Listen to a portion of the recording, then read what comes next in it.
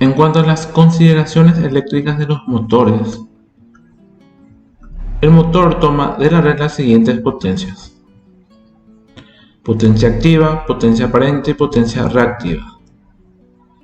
En cuanto a la potencia activa, sería la potencia en sí por 100 dividido el rendimiento,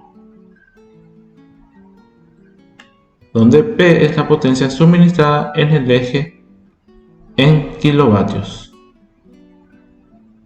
Sería la potencia mecánica. De manera que se determina la potencia activa absorbida por la red. Sería la potencia eléctrica. Para determinar la potencia aparente,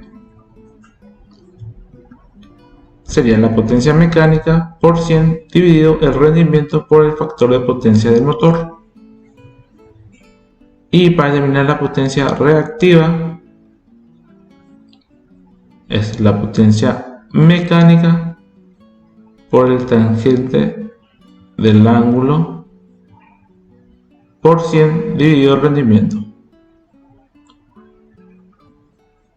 También podemos emplear, una vez determinado la potencia activa y la potencia aparente, mediante el triángulo de potencias, determinar la potencia reactiva.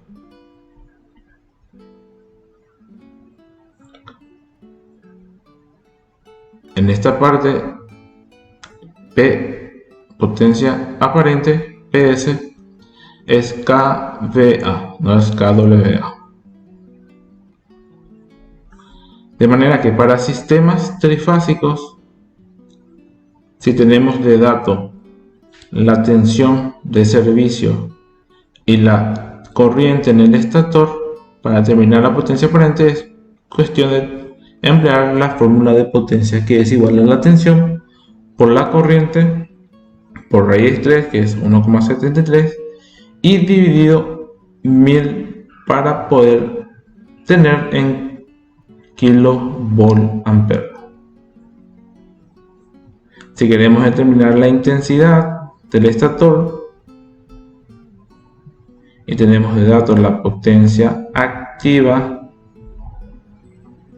absorbida por la red, es cuestión de utilizar dicha fórmula, que es la potencia por 1000 dividido la tensión absorbida, el factor de potencia y la raíz de 3.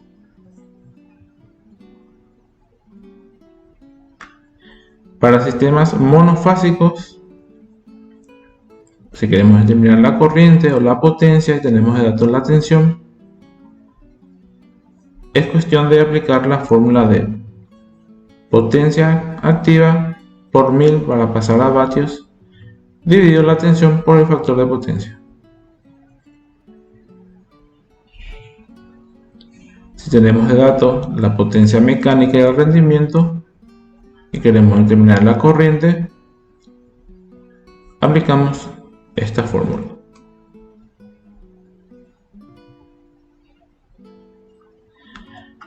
Debemos tener en cuenta que toda la energía generada por el motor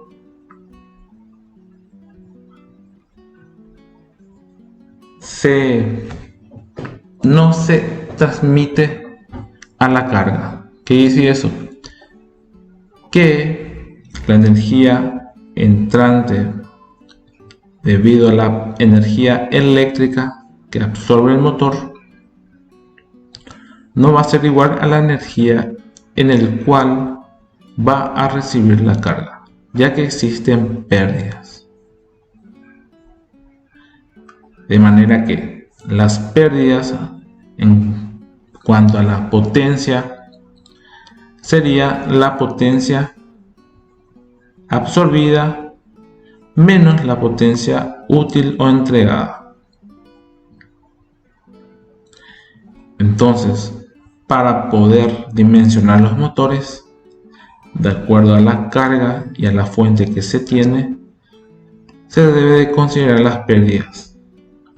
Debemos de tener en cuenta también la selección, la instalación y el mantenimiento que se debe realizar a los motores. En la práctica no se indican las pérdidas del motor, sino su rendimiento, el cual se calcula de la siguiente forma. El rendimiento va a ser igual a la potencia útil por 100 dividido la potencia absorbida, que es igual también a la potencia absorbida menos las potencias de las pérdidas por 100 dividido todo eso por la potencia absorbida. Siempre trabajando acá en kilovatios.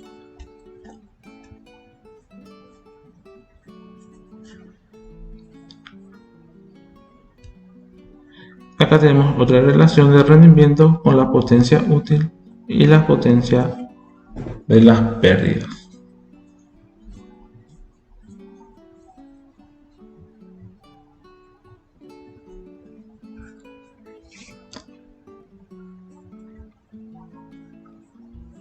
Entonces, en esta ocasión se tiene que PU es la potencia que se entrega en el eje, sería la potencia mecánica, y P sub A sería la potencia activa tomada de la red, la potencia absorbida. El rendimiento siempre debe estar en porcentajes. Acá vemos un ejemplo según la placa de un motor. Este ejemplo vamos a detallar más en la clase del viernes. A la hora de realizar los accionamientos de los motores, debemos de tener en cuenta las normas que deben de utilizarse para la selección de los equipos de protección y accionamiento. Se debe de considerar los relés de sobrecarga, las llaves de arranque o contactores, los fusibles, también se utilizan los interruptores termomagnéticos, los relés industriales electrónicos, los conversores de frecuencia, de manera a emplear un tablero de mando y de fuerza para el motor. Los tipos de arranques empleados son los arranques a tensión plena o arranque directo, arranque a tensión reducida, la cual puede realizarse con el arranque estrella triángulo, arranque compensado con autotransformador y el arranque electrónico de los motores. En cuanto al arranque directo o a plena carga o a plena tensión, quiere decir que la tensión aplicada a los bobinados es directamente la tensión nominal de trabajo. De manera que si dicho motor arranca a plena carga, el bobinado tiende a absorber una cantidad de corriente muy superior a la nominal, de manera que se genera en las líneas de alimentación un incremento considerable en la carga y por consecuencia directa se produce una caída de tensión. Lo que habíamos hablado anteriormente, que para estos arranques existe un pico de corriente que es de 5 a 8 veces la corriente nominal que posee en la placa los motores. Entonces ese pico de corriente afecta en las líneas de alimentación, produciendo caída de tensión. Es por eso que se recomienda realizar estos tipos de arranque hasta una potencia de 5 HP. Aquí podemos observar los circuitos tanto de fuerza y de mando de un arranque directo, como habíamos visto en Electro 1. Tenemos la parte de las protecciones, que son los fusibles. También se puede utilizar interruptores termomagnéticos, los contactores, el relé térmico, y estos son los contactos auxiliares, tanto del contactor, del relé térmico, como también los accesorios de los pulsadores y lámparas de indicadores. En cuanto al arranque estrella-triángulo, es el procedimiento más empleado para arranque a tensión reducida debido a su construcción simple. El precio es reducido y tiene una buena confiabilidad, de manera que los bobinados se conectan inicialmente en estrella, quiere decir que recibe tensión de fase de 220 voltios, y luego se conecta en triángulo mediante un temporizador, el cual recibe la tensión de línea de 380 voltios. Este tipo de arranque permite reducir la tensión durante el arranque en unos valores más acordes para disminuir el pico de corriente. Sería de 1,73 veces lo que se produciría en un arranque directo.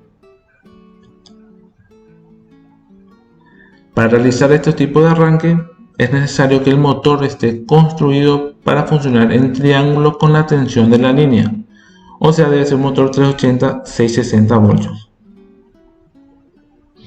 Si no es así, no se lo puede conectar.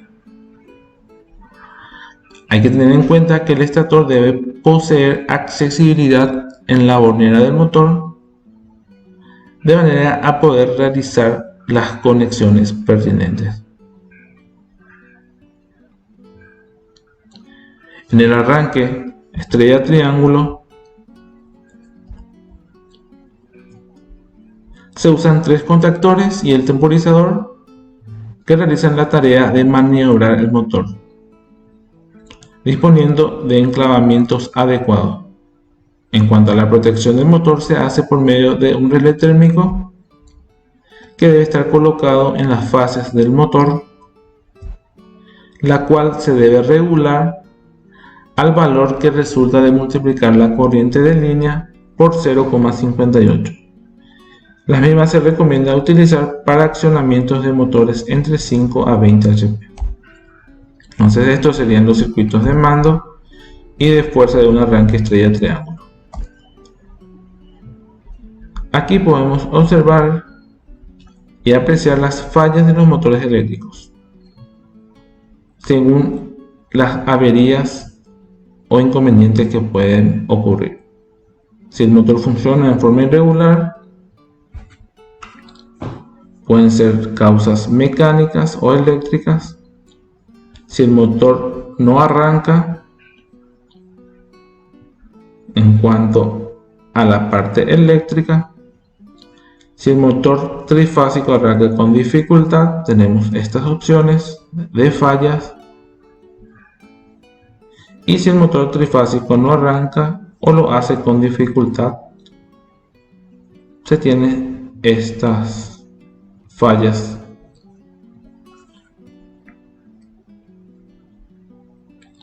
De manera que ayudaría a la hora de realizar los mantenimientos correctivos para el buen funcionamiento del motor. Muchas gracias.